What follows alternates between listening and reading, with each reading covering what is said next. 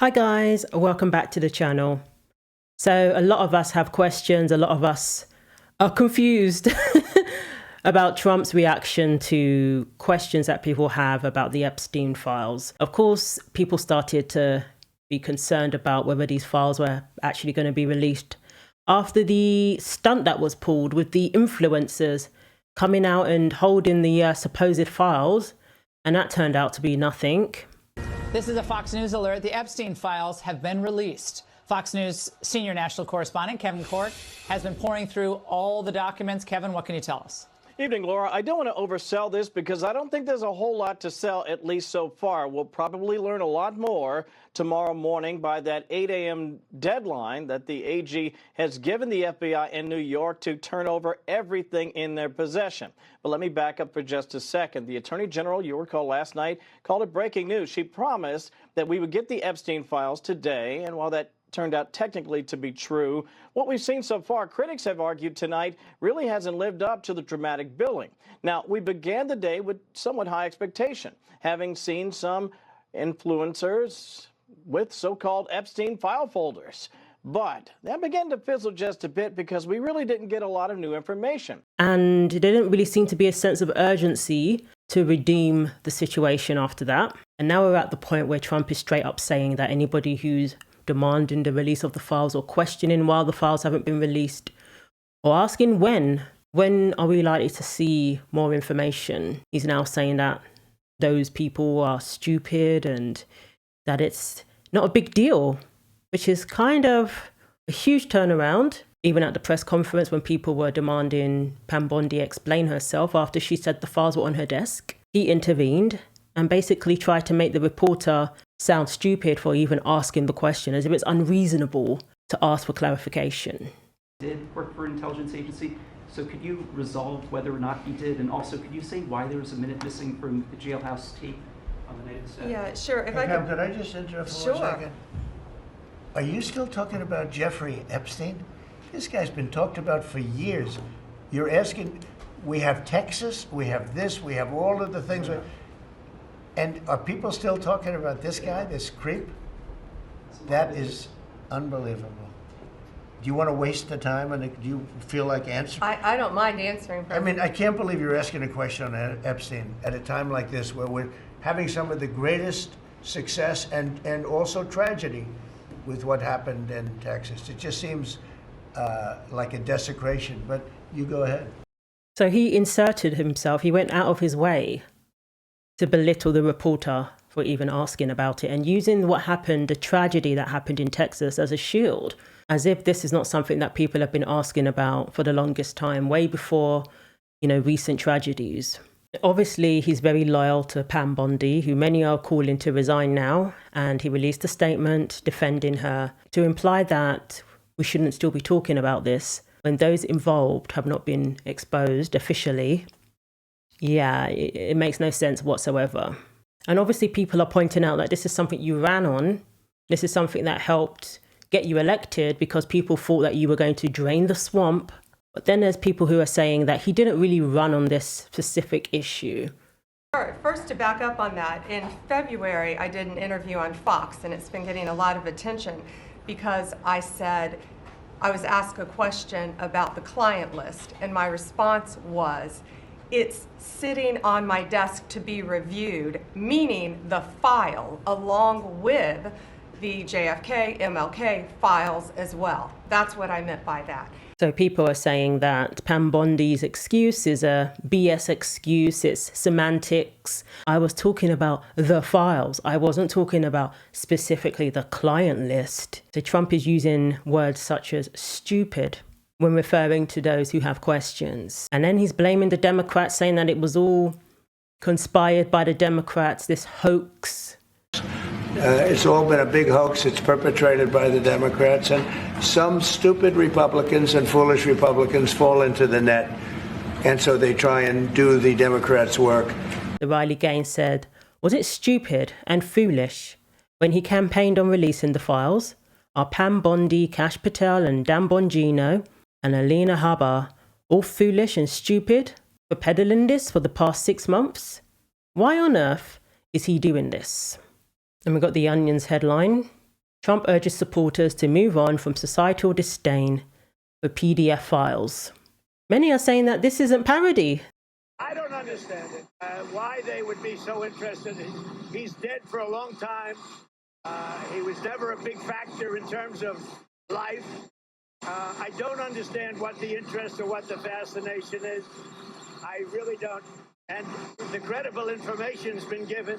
Don't forget, we went through years of the Mueller witch hunt and all of the different things, the Steele dossier, which was all fake. All that information was fake. But I don't understand why the Jeffrey Epstein case would be of interest to anybody. It's pretty boring stuff. It's sordid, but it's boring. And I don't understand why it keeps going. I think really only pretty bad people, including fake news, want to keep something like that going. But credible information, let them give it. Anything that's credible, I would say let them have it. Charlie Kirk, who was back on the topic last night, posting a list of, quote, action items to get to the bottom of the case. Megyn Kelly doubled down on her criticism of the Department of Justice in a blog post saying, nice try, but she will not be deterred from talking about Epstein, she said. Fox News host Bret Baier opened his show last night with coverage of the story. Podcaster Joe Rogan questioned the administration for its handling of the case. They've got videotape, and all of a sudden they don't. You know, you have the director of the FBI on the show saying there's no tape. If there was, nothing you're looking for is on those tapes. Like, what? Why'd they say there was thousands of hours of tapes of people doing horrible? Why'd they say that? Right. Didn't Pam Bondi say that? So if it's a hoax, release what you do have and let the people decide. And what was that all about with the part 1 of the files? What was that all about? So even the Democrats are now pretending that they care about this when they weren't demanding the information when Obama was president, when we had a Biden-Harris administration, none of them were demanding it, or during the campaign. When it's Trump, they're acting like they care about it. And they're trying to demonize the MAGA base, as they call it, but they can't, because wanting justice for children, you know, women who have been trafficked, is not something that you can scoff at. So I don't think they know what to do with themselves. Donald Trump came into power in part by fueling conspiracies and telling his supporters that they can't trust the government. So perhaps it's not surprising that his MAGA Frankenstein doesn't believe him when he says, trust the government. After all, the president promised to release the Epstein files. His attorney general even teased that she had the client list right there on her desk. But suddenly, Trump is telling his base that there's nothing to see here. Just move on. There is no list. Just forget about the files altogether. In fact, he even suggested that Democrats made up the files. But MAGA is not buying it. They want those files, and they want Pam Bondi, the AG, fired. You're going to lose 10% of the MAGA movement. It's insulting our intelligence. Like, obviously, the intelligence community is trying to cover it up. Obviously, the Trump administration is trying to cover up. The current DOJ under Pam Bondi is covering up crimes. There goes their theory that Republicans and conservatives are in some sort of echo chamber, or, you know, never question anything. The way they never questioned Biden and Harris, and basically excused every single thing they did, every decision they made that was destroying the country. They don't know what to do with themselves when they see MAGA criticizing Trump himself. So Trump is doing damage control behind the scenes, even calling MAGA stars directly, like Charlie Kirk, whose tone seems to have suddenly changed. We do know that our own FBI now has the Jeffrey Epstein blackmail files. What we are saying today on the program is that the American government or the Israeli government or the British government or whatever was willing to have pedophilia take place so that they could get blackmail on powerful people. Raise your hand if the Epstein thing is very important to you. Raise your hand. Can we just show that pan shot really quick, guys? Keep your hands up. It's 100%. Every hand goes up. Some people have 2 hands up. The president has been personally calling some of his fiercest supporters. That includes Charlie Kirk, the founder of Turning Point USA. Honestly, I'm done talking about Epstein for the time being. I'm going to trust my friends in the administration. I'm going to trust my friends in the government to do what needs to be done, solve it, balls in their hands. Trust my friends in the government? What? Who says that? Who says that? Doni, just how pissed off are the MAGA folks right now? They're very pissed. As you mentioned, I spent a great weekend in Tampa, Florida at the Sounds nice and muggy. Turning Point USA conference talking about Jeffrey Epstein. So just be happy you didn't end up in alligator Alcatraz. Right. But yeah, I mean, everybody was talking about it on stage, off stage. We spoke to a lot of people. We didn't meet anyone who didn't want Trump to be more transparent and to release whatever it is, whatever people imagine these Epstein files to be. Did you talk to people after the Trump X or Truth Social post? I'm sorry, because the consensus online seemed to be, oh wow, this guy's got something to hide. Yeah, I mean, so the folks we were chatting to this weekend, I mean, nobody we spoke to, actually we spoke to folks before he posted that on Saturday night, but nobody at the MAGA event, unsurprisingly, I guess, thinks that there's anything bad about Trump in these files. They think maybe that some of his friends are in there and that it could ruin their lives. I found really interesting about that post from Trump, the boys and gals post. That's on Truth Social, right, which is basically a pro-Trump echo chamber. I checked earlier tonight, there's I think about 47,000 comments on that post, and I went through a lot of them. Everything is negative. It's all Trump's own supporters calling him out, saying, dude, you got to do something about this. That's surprising that they think it doesn't mean that there's anything on him, especially after Elon's rant and outburst recently and the accusations he made. And then he backtracked, whatever. And even if it is his friends, that is not a good scenario either. It really isn't. So Phil, why on earth would Trump be so eager to stop this from coming out, especially given that he knows how important it is to his base? Yeah, so speaking as a member of MAGA Frankenstein, I'll just tell you, I don't think it's going near as deep as some would be led to believe. I'm looking at this and thinking Dan Bongino probably had the best commentary in the aftermath of this most recent kind of distress over it. He said himself, as a former pundit, he said, I used to get paid for my opinions. Now I get paid to have to deal in facts. There's a whole lot of difference involved with having to govern over something. So then why is he threatening to quit? Well, the reality is, what was an angry statement made behind closed doors that he has not admitted to, but Trump's already said, no, Dan's fine. And Trump's come out and said, Bondi, she's good. I look at, and by the way. Yeah, I thought that was just speculation. He's not come out and actually said that he's thinking of quitting, has he? For this to happen before the midterms as well, there's going to be people who stay at home. It's one thing to say that we have nothing, but it's another thing to call people stupid, to say it's not a big deal, to say that, a lot of time has passed, so why are you still talking about it? No, that sort of response is it's a huge red flag in the eyes of many, whether he wants to admit that or not. I'm curious to see what the approval ratings say leading up to the midterms now. Look at, and by the way, this is not just an apologist statement. For years, I've wondered what's in the Epstein files. I would like to know if there's more. But I agree with Charlie Kirk's statement a moment ago. I have an administration that I personally trust, that I am willing to recognize and I'm also an attorney. And I recognize too that the chain of custody on these documents, the amount of hands it's gone through, the fact that it sat at the Southern District of New York for so many years, I look at it and think, there's a whole lot of things worth questioning here before you start releasing whether allegations against someone's name could defame them for life. That's so interesting, because I think it's so interesting because after all these years of it's the deep state and they're hiding it and it's the Democrats hiding it, now it's well, maybe there are some good reasons to not release it.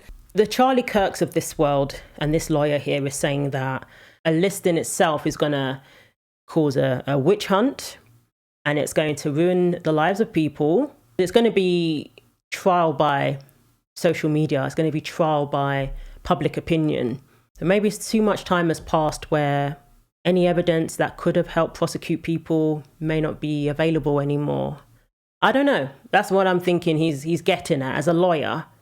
Would you declassify the Epstein files? Yeah, I would. All right. I guess I would. I think that less so because, you don't know. You don't want to affect people's lives if it's phony stuff in there because there's a lot of phony stuff with that whole world. But I think I would, or at least Do you think that would restore trust?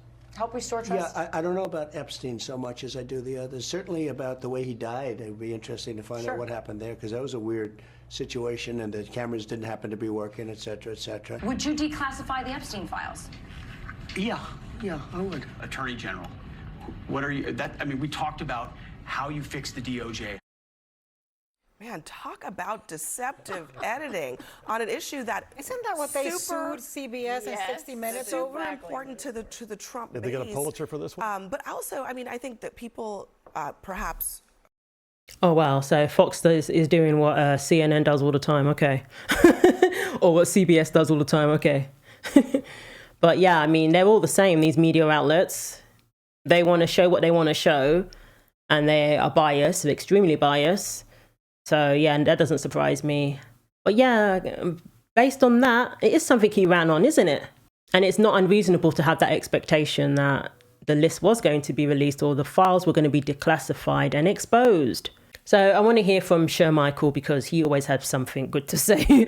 So I'm going to hear from him and then we'll call it a day. I think that people perhaps justifiably are wondering, since when is Trump worried about the collateral damage of releasing information, as long as he's not implicated? Look, I want the files released if they're direct files, if we have information of some of the individuals who may have harmed young girls who are survivors. I think the American people should know.